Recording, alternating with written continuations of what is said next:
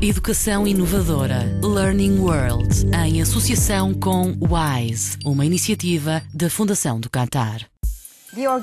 O último relatório da Organização para a Cooperação e Desenvolvimento Económico concluiu que 42% dos adultos americanos acederam ao ensino superior. Mas o país está a ficar para trás em comparação com outros como o Canadá e o Japão. Porquê? Será culpa da legislação ou da crise económica? Ou das duas? O que pode ser feito? Veja o Learning World especial desta semana dedicado aos Estados Unidos. Nenhuma criança fica para trás é o título da reforma da educação apresentada pelo presidente Bush em 2001. 10 anos depois, o inquérito da empresa Gallup mostra que os americanos pensam que o sistema está pior. Vamos ver os prós e contras desta legislação e como é que é aplicada por algumas escolas em dificuldade. A escola Brennan Rogers, em New Haven, é uma das que tem dificuldades em cumprir os critérios da legislação Nenhuma Criança Fica para Trás, que estipula níveis rigorosos de aproveitamento em matemática e leitura. Quando não cumprem os requisitos, as escolas correm o risco de fecharem ou de sofrerem uma forte reestruturação. Quando aqui cheguei no ano letivo de 2009-2010 para assumir o cargo de diretora, a escola Brennan Rogers ficava entre as 10 piores do ranking do estado do Connecticut e apenas 30% dos alunos do terceiro ano tinham aproveitamento na leitura, ou seja, conseguiam ler ao nível do que é exigido aos 9 anos.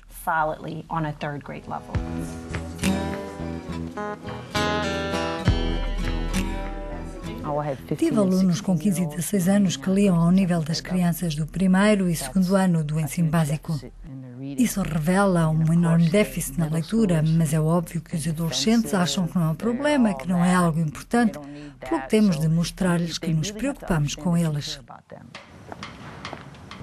De acordo com os critérios nacionais, esta escola corria o risco de fechar, mas como a revisão da lei está congelada ao nível parlamentar, o poder regional tenta resolver o problema e a diretora Karen Lott recebeu financiamento para reformar a escola.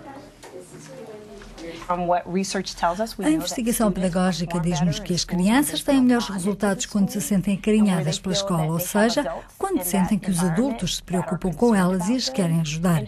Por isso, apostamos muito na construção das relações, o que passava, por exemplo, por os professores almoçarem com os alunos.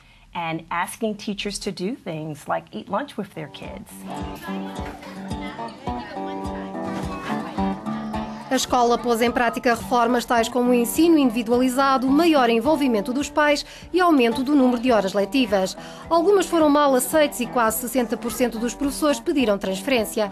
Os que ficaram e os novos que chegaram estão dispostos a fazer um esforço suplementar. Os professores também aceitaram ser avaliados, uma questão polémica no atual debate sobre a reforma da educação. Acredito que o professor deve ser responsabilizado pelo que se passa todos os dias na aula. Deve poder mostrar que cada aluno está a evoluir, mesmo que pouco, que tem capacidades. É por isso que somos professores. Ao fim de 2 anos, a escola Brennan Rogers passou de uma das piores para uma das de topo, segundo os resultados dos exames a nível do estado do Connecticut. É vista como uma história de sucesso no esforço para ultrapassar condições adversas.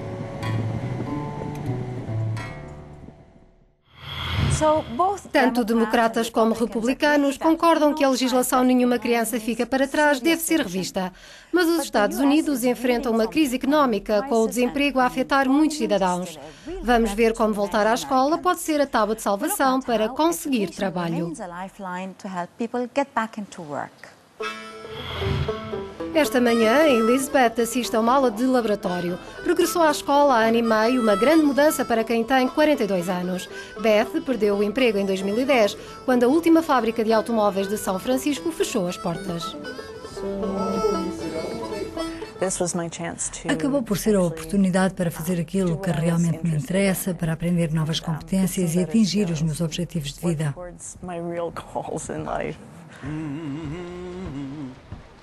Tal como Beth, cerca de outros 4.500 funcionários da fábrica ficaram desempregados no meio de uma crise económica.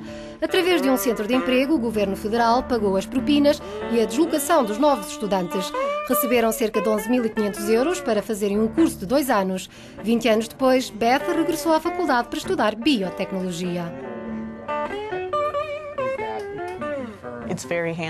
É um curso muito prático em que se aprendem novas competências para trabalhar em vez de apenas coisas gerais e teóricas. É mais orientado para desenvolver uma carreira, enquanto no passado era sobretudo virado para o conhecimento geral.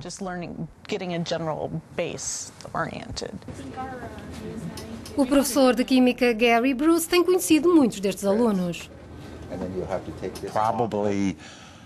Provavelmente, metade dos alunos do último semestre conseguiram um emprego ainda durante as aulas ou pouco depois, numa área relacionada com o que estudaram aqui. A biotecnologia está em expansão na área de São Francisco, embora a taxa de desemprego ronde os 9%. A um mês de concluir o curso, Beth está confiante. Penso que posso entrar para um escalão de base numa empresa e continuar a estudar para obter o bacharelato. Foi muito importante ter retomado a minha educação, terminar aquilo que comecei há muitos anos. Os cidadãos com mais de 30 anos já representam 1/4 dos estudantes nos Estados Unidos. Muitos deles recorrem ao crédito bancário para voltarem aos bancos da faculdade.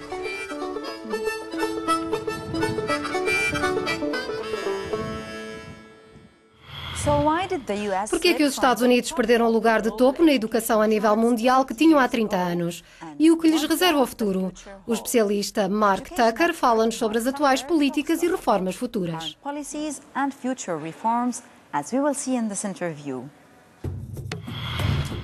A reforma do sistema educativo nos Estados Unidos tem tido altos e baixos desde os anos 90, com picos de tensão entre governo e sindicatos de professores. Mark Tucker preside ao Centro Nacional de Educação e Economia em Washington e vive numa pequena aldeia piscatória do Maine. Estuda as escolas norte-americanas desde os anos 80, quando começou o declínio daquele que foi um dos melhores sistemas de ensino a nível mundial.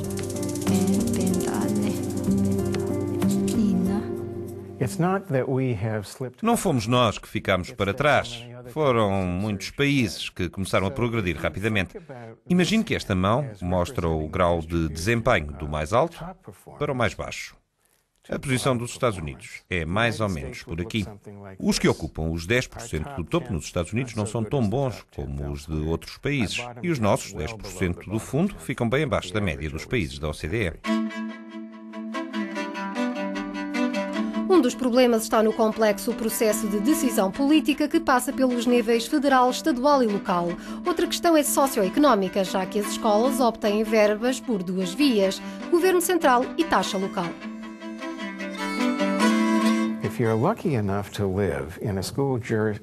Se tiver a sorte de viver numa zona em que a comunidade tem pessoas de altos rendimentos e casas luxuosas, as escolas conseguem obter avultadas verbas sem grande esforço.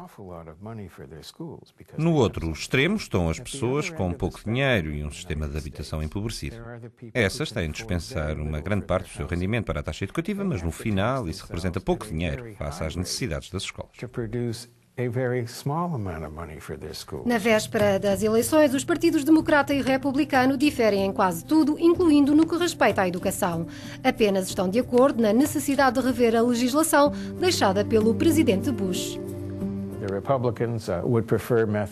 Os republicanos preferem métodos ligados à livre concorrência do mercado.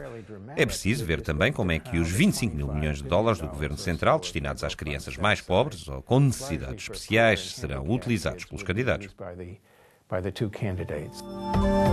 Obama prefere dar o dinheiro às escolas, Romney às famílias através de cheques. O montante de cada cheque deveria ficar muito próximo do custo per capita da educação dos alunos das comunidades ricas, mas não temos certezas sobre isso. Para Mark Tucker está contudo claro que o sistema atual não funciona dividido entre escolas de sucesso e outras em falência. Talvez, no devido tempo, tenhamos a humildade de olhar para os outros países que se estão a sair melhor do que nós e perceber como é que o fizeram. E talvez os Estados Unidos consigam destronar países do topo como a Dinamarca e Singapura.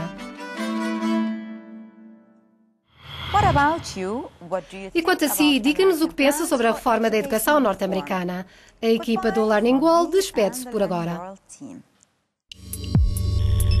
Learning World, em associação com WISE, uma iniciativa da Fundação do Qatar.